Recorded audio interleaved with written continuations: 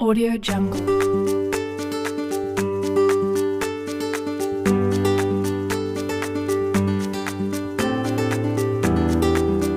Audio Jungle.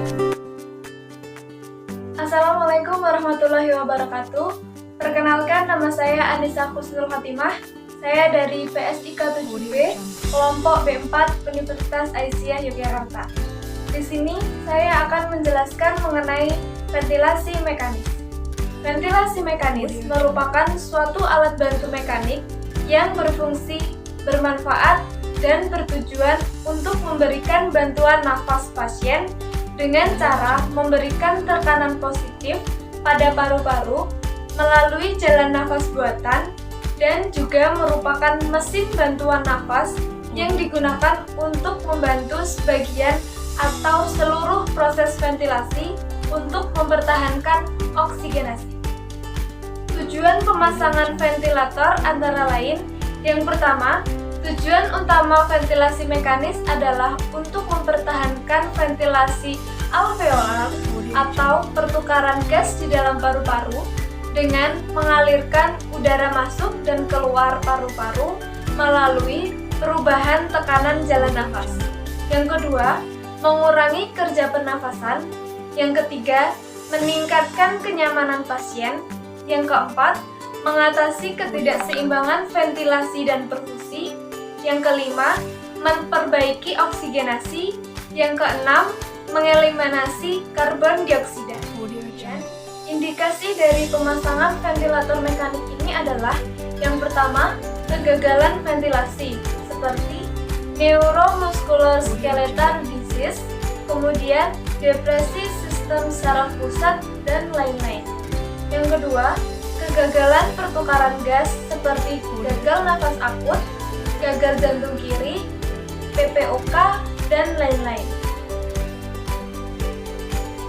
Adapun komplikasi dari penggunaan ventilasi mekanik ini antara lain, yang pertama, penurunan curah jantung, yang kedua, barotrauma, yang ketiga, VAP, yang keempat, sekresi orofaringal yang berlebihan sehingga terjadi mikroaspirasi kuman dan terjadi penyebaran kuman patogen di jalan nafas. Yang kelima, obstruksi jalan nafas. Yang keenam, atelektasis.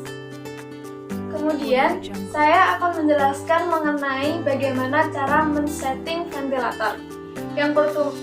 Yang pertama, dimulai dari tahap persiapan. Pada tahap persiapan, kita melakukan cek catatan keperawatan atau rekamadis. Yang kedua, mencuci tangan. Yang ketiga, mempersiapkan peralatan yang diperlukan. Kemudian, memasuki tahap yang kedua, yaitu tahap interaksi. Pada tahap interaksi, kita memberikan salam dan panggil klien dengan namanya.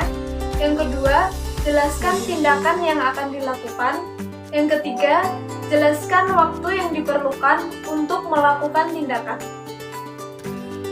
Selanjutnya, tahap kerja. Tahap kerja dimulai dengan tindakan mengucapkan basmalah, menggunakan alat pelindung diri atau APD. Kemudian, pastikan pasien sudah terpasang endotracheal tube atau tracheostomy tube. Kemudian, cek back valve dan suction, pastikan berfungsi dengan baik. Kemudian, lakukan setting sirkuit ventilator. Selanjutnya, hubungkan stabilizer, ventilator, dan humidifier ke sumber listrik. Selanjutnya, nyalakan stabilizer. Setelah itu, hubungkan koneksi oksigen dan kompres air ke koneksi gas di dinding. Tekan tombol on pada bagian belakang kanan bawah mesin. Putar knob pada mode volume control. Kemudian, atur minute volume yang diinginkan dengan memutar knob reset inspirasi minute volume.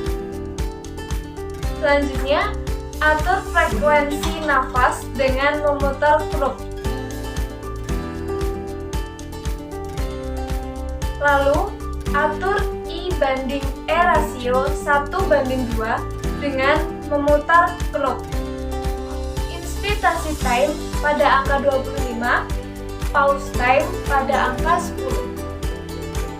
Selanjutnya, atur VO2 dengan memutar O2 air mixer sesuai kebutuhan pasien. Lalu, atur batasan alarm set oksigen. Kemudian, putar knop trigger sensitivity pada angka -2. Putar knop PIP di angka 5. Putar knop upper press limit pada angka 35. Kemudian, atur batas alarm minute volume dengan cara putar knop upper alarm limit 10-20% di atas MV, putar knop lower alarm limit 10-20% di bawah MV. Setelah yakin alat berfungsi dengan baik, pasangkan ke pasien. Bila pernafasan sudah membaik, mode ventilator bisa diubah ke mode waning. Setelah itu, rapikan peralatan dan ucapkan hamdalah. Selanjutnya adalah tahap evaluasi. Yang terakhir adalah tahap dokumentasi. Dokumentasi tindakan yang telah dilakukan dan hasil tindakan yang telah dilakukan. Sekian presentasi video dari saya. Ada kurang lebihnya saya mohon maaf. Wassalamualaikum warahmatullahi wabarakatuh.